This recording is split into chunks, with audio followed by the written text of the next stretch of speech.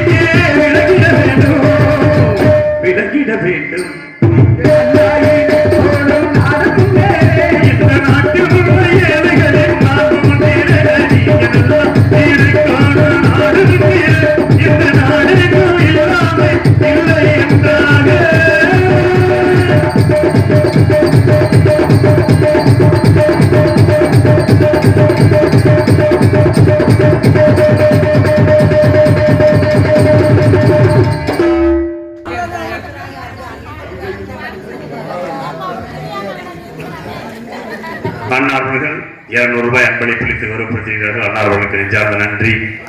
3 பேருமே அண்ணன் தம்பிங்க தானா? அப்படியா? முத்துக்கு முத்தாரா என்ன இப்படி கிளம்பிட்டீங்க? பாடிட்டாராம்ல? பரவாயில்ல. இவங்களுக்கு நல்ல நகை எதிர்பார்க்கிற மாதிரியே பாட்டு கொடுத்துருவோம். ஏன்னா பழைய பாட்டா எதிர்பார்க்கிறாங்கன்னு நினைக்கிறேன். பழைய பாட்டு வேணும் அவ்வளவுதானே. இப்ப கேளுங்க. இப்ப நம்ம வந்து எதுல போறோம் தெரியுமா? எலக்ட்ரிக் ட்ரெயின்ல போறோம்.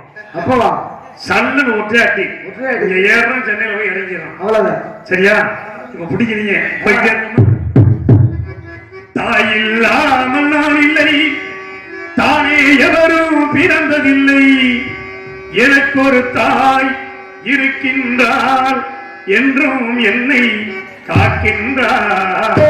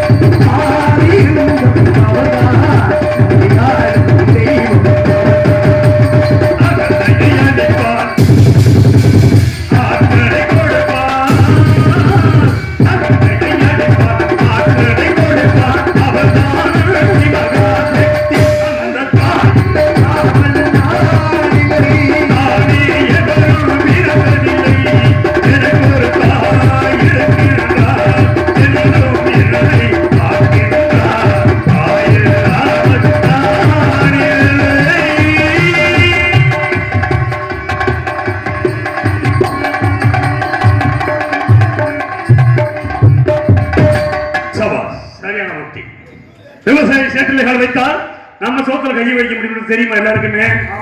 விவசாயம் நம்ம நாட்டின் என்னையா 2 கண்ணா என்ன பிடிச்ச விவசாயம் என்பது நம்ம நாட்டின் முதுகெலும்பு. நம்ம நாட்டுக்கு முதுகெலும்பு. நம்ம மட்டுமா சோறு சாப்பிடுறோம்? எல்லாருமே உலகமே சோறு சாப்பிட ஆரம்பிச்சா இல்லையா? இருந்தாலும் விவசாய பெருங்குடி மக்கள் வந்து எப்படி எல்லாம் இப்ப பாடுபடுறாங்க தெரியுமாயா? ஒரு வயல்ல கல்லா ஊண்டி வச்சிருந்தாங்க. நாடகத்துக்கு போயிட்டு வரும்போது கல்லு ஊண்டா ஏதோ விலையும் இருக்குன்னு சொல்லி நான் நேரம் ஊருக்கு போய் கல்லா ஊண்டிட்டு நானும் தண்ணிய பாய்ச்சி பொடிய போடுறேன். ஒண்ணுமே வரல. உங்களுக்கு ஊண்டின கல்ல அப்படியே இருக்கு. கல்ல பொடி கொண்டு வைக்கலாமா? அப்புறம் எதுக்கு ஊண்டினாங்க? ஒருவேளை எல்லையை காட்டுறதுக்காக ஊட்டி இருப்பாங்க. என்னன்னு தெரியல. நெல்லுல இருந்து கூட கல்லு முளைச்சு கிடக்கியா? அதுல என்ன முளைக்குதுன்னு இது வரைக்கும் தெரியல. நான் ஊண்டின கல்ல எதுவுமே முளைக்கலப்பா. சரியா? அதனால விவசாய நிலங்களை பத்திரமா பாதுகாத்துக்காங்க. நிறைய பேசணும். பேசணும்னா என்ன வேணும்? கூட்டம் நிறைய வேணும்யா. அப்படிப்பட்ட விவசாய பெருங்குடி மக்கள் அந்த காலத்துல இலைதலிகளையும் போட்டாங்க. அதே மாதிரி கெடைய மத்துவாக தெரியுமா? கெடாய தெரியுமா? இப்ப எல்லாம் ஆட்டப்புறம் அடுத்து திண்டுக்கிட்டு இருக்காங்க. ஞாயிற்றுக்கிழமை முதல்ல தீபாவளிக்கு தான் கறி எடுப்பாரு, ஆடிக்கு கறி எடுப்பாரு. இப்ப என்ன தெரியுமா? ஞாயிற்றுக்கிழமை வந்துருச்சுக்கவே வீட்டுக்கு ஒரு கறி இல்லாம இல்ல. அந்த மாதிரி ஆகி போச்சு. அப்ப இருக்கிற ஆட்டை பூரா கொண்டு விட்டு இப்ப சிட்டுக்குருவி இல்லாம போச்சுல, அதே மாதிரி இன்னும் நேரத்துல ஆடு இல்லாம போயிடும். அப்புறம் நம்ம எதை அறுத்து சாப்பிடணும்னு தெரியல. அதனால எதுலையுமே நிதானம் தேவை. கண்டிப்பா வாரத்துக்கு ஒரு நாள் கறி தேவையில்லை. அதுகளும் பாவம் உயிரினங்கள். மாசத்துல ஒரு நாளைக்கு எடுக்கலாமே, அதை நம்ம வந்து சொல்லத்தே முடியும், செய்ய முடியுமா? அதனால விவசாய பெறக்கூடிய மக்களை புகழ்ந்து பாட வேண்டும் என்றார். நல்ல நல்ல நிலம் பார்த்து நாமும் விதை விதைக்கணும். நாட்டு மக்கள் மனங்களிலே நாணயத்தை வளர்க்கணும், நாணயத்தை வளர்க்கணும்.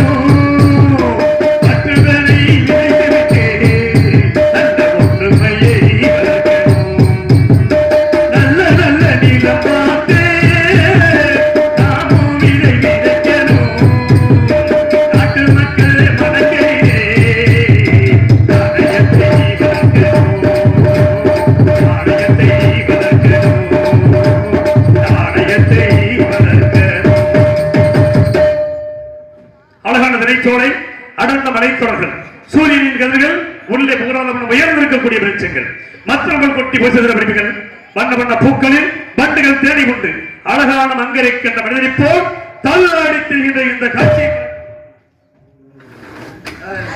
பாடும் போது நான் தென்றல் காற்று